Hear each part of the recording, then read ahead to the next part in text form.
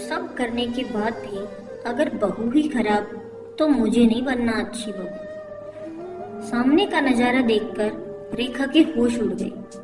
अभी रात में ही उसने अपनी सास शांता जी के साथ हुई बहस के बारे में अपने पति नरेंद्र को बताया था। नरेंद्र ने रेखा को आश्वासन दिया था कि इस विषय पर अपनी माँ से बात करेगा।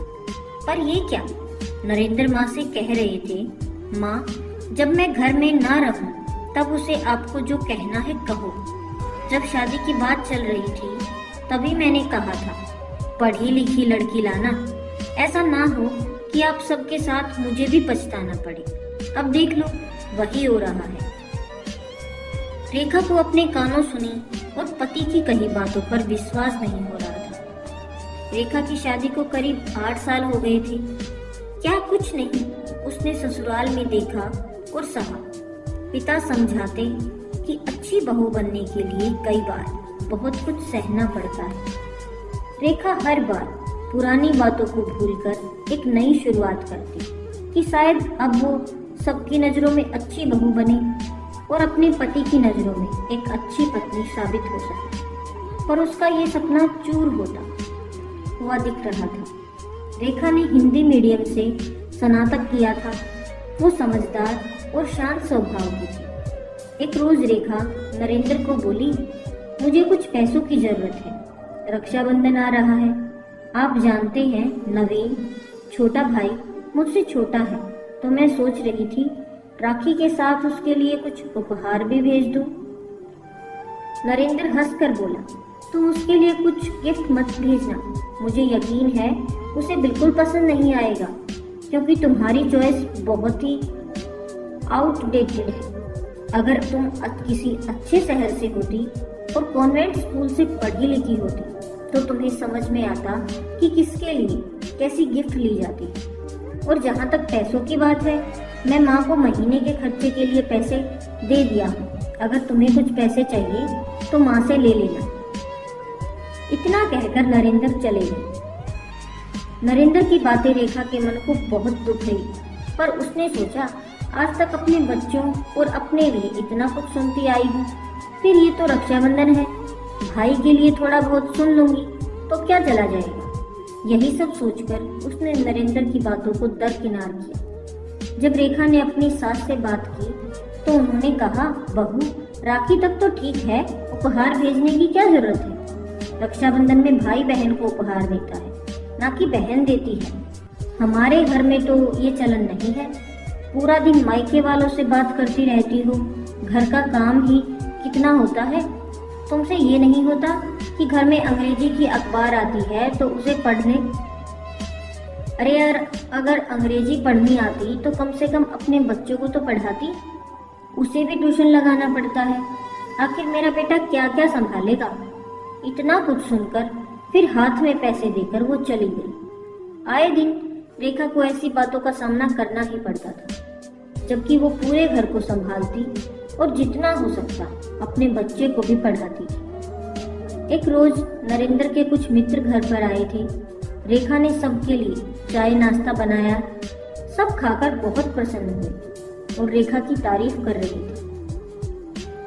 जैसे ही रेखा सबके लिए आइसक्रीम लेकर आई, नरेंद्र की एक महिला सहकर्मी बोली, रेखा जी क्या ये आइसक्रीम भी आपने खुद बनाई है। रेखा मुस्कुरा कर बोली, जी मैंने ही बनाई है। आजकल कोई भी व्यंजन बनाना कठिन नहीं है, YouTube में सब कुछ दिखाते हैं तो सीखना आसान हो गया है। नरेंद्र का एक मित्र उससे बोला, Narendra your wife is very talented, all food और वेरी यम्मी एंड डिलीशियस। रेखा मुस्कुरा कर बोली, थैंक यू। नरेंद्र झट से उठा और रेखा को किनारे ले जाकर बोला, जो चीज नहीं आती है उसे भूलने की भी कोशिश मत करना, वरना मेरी बेइज्जती हो जाएगी। इतना कहकर नरेंद्र रेखा को अपने पीछे करते हुए सबके सामने बोला, एक्चुअली मेरी वाइफ हिंदी मीडियम में पढ़ी है, तो शायद तुम लोगों की सभी बातें वो इतनी अच्छी तरह में समझ ना पाए। इतना कहकर नरेंद्र खुद हंसने लगा। नरेंद्र की महिला सहकर्मी बोली, नरेंद्र मानती हूँ रेखा जी को इतनी अच्छी अंग्रेजी नहीं बोल पाएंगी, पर वो सब समझ रही है। और अंग्रेजी हिंदी से कोई फर्क नहीं पड़ता। इंसान के गुण देखने चाहिए जो आपकी पत्नी में कूट कूट कर भरे हैं। मैं तो इनकी फैन हो गई। क्यों रेखा जी? रेखा मुस्कुरा कर बोली, थैंक यू सो मच, मैं आप लोगों के लिए पानी लेकर आती हूँ। इतना कहकर उदास मन से रेखा वहां से चली गई। थोड़ी देर बाद सभी मेहमान भी चले गए, पर रेखा ने अपने चेहरे पर सिकन नहीं आने दिया। क्या ये नहीं होते हैं एक अच्छी बहू और पत्नी के लक्षण? सबके जाने के बाद रेखा बिखरे हुए बर्तनों को समेटकर साफ कर रही थी। वो बर्तन जिस तरह साफ कर रही थी, आज उसके हाव भाव से पता चल रहा था वो नाराज थी। शांता जी आकर बोली, बहू, अच्छे घर की बहुएं बर्तन पटक पटक कर नहीं धोती है। इससे घर में कलह झगड़ा होता है। अगर पति से कुछ बात हो जाए तो उस बात को लेकर तुम हर बार आंसू क्यों बहाने लगती हो? तुम भी ना बिल्कुल बुद्धू हो। तुम्हारे बच्चे देखेंगे तो क्या सीखेंगे? रेखा बोली, मम्मी जी, ये कैसा न्याय है? बेटा गलती करे तो कोई बात नहीं बहू, होता है, और बहू गलती करे तो उसे सीख दी जाती है। मम्मी जी, इतने साल सब करने के बाद भी अगर मैं बुद्धू हूँ तो मुझे नहीं बनना एक अब अच्छी बहू। इतना कहकर वो झूठे बर्तनों को यूं ही छोड़कर अपने कमरे में चली गई। शांता जी आश्चर्य में थी, क्योंकि पहली बार उन्होंने रेखा का ऐसा रूप देखा था। तभी नरेंद्र उनके पास आया। शांता जी बोली, हर बार गलती तुम करते हो और मुझे बहू को समझाना पड़ता है। अगर नाराज होकर चली गई तो सब कुछ मेरे ऊपर आ जाएगा। आखिर तुम उसे ऐसा कुछ कहते ही क्यों हो कि वो दुखी हो जाए? इतना कहकर शांता जी रेखा के कमरे में गई। शांता जी, बहू, तुम समझदार हो, तुमसे मैं समझदारी की उम्मीदें रखती हूँ। घर से जाना तो किसी समस्या का हल नहीं है। कहीं ना कहीं तुम्हारे मन को मैंने भी ठेस पहुँचाया है। मिल बैठकर बात करते हैं। तुम इतनी जल्दबाजी में ऐसे कदम मत उठाओ। रेखा बोली, तो मैं क्या करूं मम्मी जी, बस ऐसे ही बैठी रहूं? वहां सबके सामने इन्होंने मेरी बेइज्जती की, बस इस बात पर कि मुझे अच्छी अंग्रेजी बोलनी नहीं आती है। इन्हें पूछिए, क्या इन्हें पता है इनका बेटा किस कक्षा में पढ़ता है या किस विषय में अच्छे अंक लाता है? अंग्रेजी पढ़ लिख कर भी अगर अपने बच्चे को नहीं पढ़ा पा रहे हैं तो क्या फायदा इनकी पढ़ाई का? इनसे भली तो मैं हूँ। हिंदी माध्यम से पढ़ी तो क्या हुआ, अपना घर संसार तो संभाल रही हूँ। शांता जी रेखा का हाथ पकड़कर बोली, बहू, तभी तो बोल रही हूँ ये घर तुम्हारा भी है और तुम किसी से कम नहीं हो। तो उसको उसी की भाषा में जवाब दो और उसे एहसास दिलाओ कि उसने गलती की है और मुझसे भी कई बार गलती हो गई है। तो मैं अपनी तरफ से तुम्हें यह यकीन दिलाती हूँ कि कभी गलती नहीं होगी, पर तुम ये घर छोड़कर मत जाओ। रेखा नरेंद्र की तरफ देखकर बोली, अकड़ तो देखो, गलती करके ऐसे बैठे हैं जैसे कुछ हुआ ही नहीं है। मैं कह रही हूँ मम्मी जी, मैं यहाँ नहीं रहूंगी, तभी इनकी अकल ठिकाने आएगी। जब बच्चे को, घर को और आपकी जिम्मेदारी इनके सर पर हो, तब इन्हें एहसास होगा कि एक औरत क्या कुछ करती है। अब अपने घर के लिए तो किसी औरत को अच्छी बहू का सर्टिफिकेट उसके पति और परिवार से तो बिल्कुल नहीं चाहिए।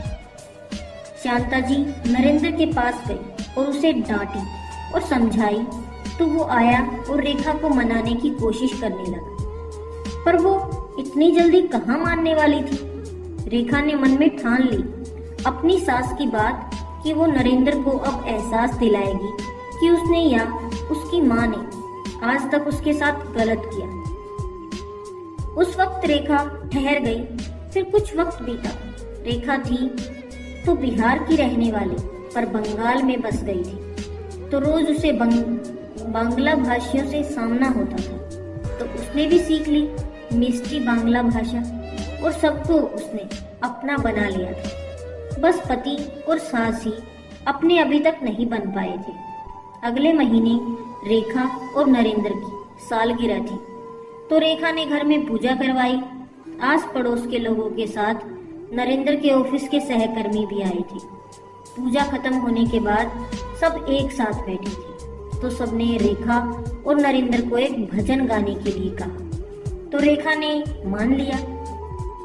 नरेंद्र धीरे से रेखा को बोला, अगर तुमने माना है तो तुम ही गाओ, यहाँ कोई फिल्मी गाना नहीं गाना है जो तुमने जोश में हाँ कर दिया। रेखा ने एक सुंदर बांग्ला गीत और एक हिंदी भजन सबको सुनाया। सब हैरान और बहुत खुश थे। सबने कहा, कितनी मीठी आवाज है, पर ये क्या नरेंद्र बाबू, आपको बांग्ला या हिंदी भाषा कुछ भी ठीक से नहीं आता? और सब हंसने लगे। रेखा बोली, लगता है आप लोगों को आंखों देखे पर भरोसा नहीं हो रहा है। कई बार मुझे भी नहीं हुआ था, पर इनमें कौन सी बड़ी बात है। एक भाषा नहीं आने से कोई इंसान अधूरा नहीं होता। और मैं तो ये भाषा जानती हूँ और मैं इनकी अर्धांगिनी हूँ, तो हुए ना ये पूरे ज्ञानी। शांता जी बोली, मेरी बहू अच्छी अंग्रेजी नहीं बोलती, पर जो अपनों को करीब लाए हर वो भाषा बोलती है। हम इंसान से ही भूल होती है। कई बार हम अपनी बहुओं में हर गुण ढूंढते हैं, पर ये भूल जाते हैं कि धरती पर हर कोई संपूर्ण नहीं होता। कमी सास या पति में भी हो सकती है। एक तो कैसे हम बहुओं को अच्छा बुरा होने का सर्टिफिकेट दे सकते हैं। नरेंद्र समझ गया कि उसने आज तक बहुत बड़ी गलती होती आई है। उसने रेखा से माफी मांगी और उसे एहसास भी हुआ कि उसने सबके सामने हंसकर गलती की थी। तो रेखा बोली, आपको गलती का एहसास हुआ, यही बड़ी बात है, और आपके लिए मैं कोई भी भाषा सीख सकती हूँ। नरेंद्र बोले, नहीं नहीं, तुम बस प्रेम की भाषा बोलो, वही अच्छी है। टूटी फूटी अंग्रेजी में क्या रखा है? तुम्हारी वजह से मेरा मान बढ़ता है, तो मेरा भी फर्ज है कि तुम्हारे सम्मान का ख्याल रखूं। मुझे माफ कर दो। रेखा झट से नरेंद्र के गले लग गई। शांता जी बोली, बहू, तुम्हारा दिल बहुत बड़ा है। मुझे भी एहसास हो गया कि हर बार दूसरों में कमियां निकालने वाले में सबसे बड़ी कमी होती है। वो अपने अंदर की कमी देखता ही नहीं, इसलिए उसे चारों तरफ कमी ही कमी दिखाई देती है। रेखा ने अपनी सास को गले लगाया और पुरानी बातों को भूलकर फिर से नई शुरुआत की, ये सोचकर कि अगर परिवार और अपने भूल को सुधारकर अपने हो सकते हैं तो एक आखिरी कोशिश करने में क्या हर्ज है। अंत भला तो सब भला। दोस्तों, भाषा कोई भी हो, इंसान का मन अच्छा होना चाहिए कि उसके विचार और वाक्यों से कोई दुखी ना हो। अगर कोई भाषा अच्छी है और आप किसी के लिए अच्छे विचार नहीं रखते हैं तो वो भाषा भी उन विचारों को बदल नहीं पाते हैं। औरत घर परिवार सब संभालती है, बदले में बस अपने लिए प्यार भरे शब्द और थोड़ा सा सम्मान चाहती है। तो क्या वो ज्यादा चाहती है? आपको हमारी ये कहानी कैसी लगी, हमें कमेंट कर जरूर बताएं। अगर आपको कहानी पसंद आई है तो वीडियो को लाइक करें, चैनल पर नए हैं तो सब्सक्राइब जरूर करें। Thank you, thanks for watching.